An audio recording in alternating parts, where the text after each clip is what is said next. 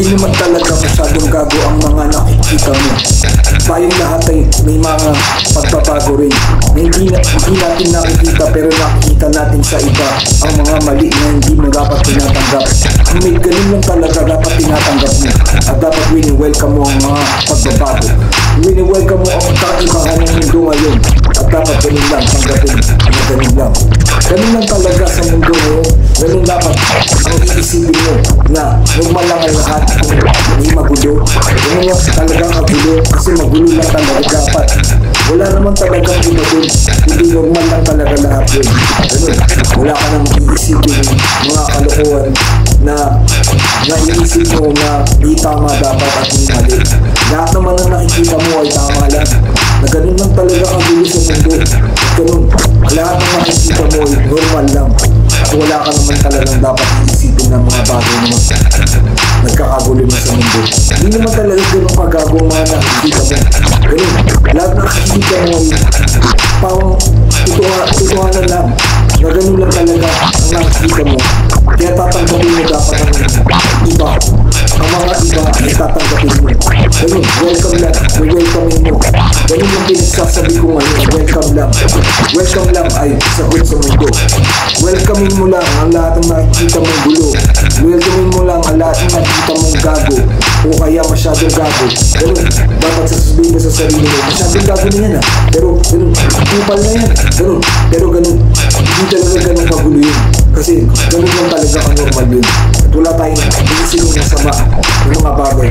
Pagkamat may isip natin na ganun lang yun, sobrang gago na. Kasi ganun lang talaga yun. Normal lang yun, pero hindi talaga sinasadyan ganun mo. Talagang meron ka lang talagang dapat daanan ng mga ganun. At gagawin mo dapat yung iniisip mong tama. Ikaw dapat gagawa nun at hindi ibang tao. Ganun. Yung pinagsasabi ko eh, ganun, natural lang dapat yung gagawin mo.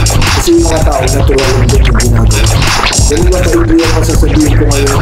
Wala na naman tayong bonus, pero ganun, sasabihin ko na lang ng maibig ko. Kasi ganun, ganun lang talaga. Masyadong maibig yung mga naisip ko ngayon. Gusto ko lang sabihin na ganun, kapilisin ang mga mensahe ko para ganun, malunasan ng mga iyong mga kalituan sa mundo.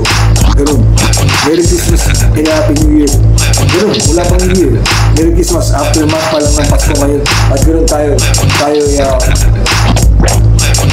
kumuha pa ng mga party out dyan, mga shopping at mga magkikita-kita sa mga ating mga kamag-anak at mga kaibigan at mag-shopping at kumain-kain.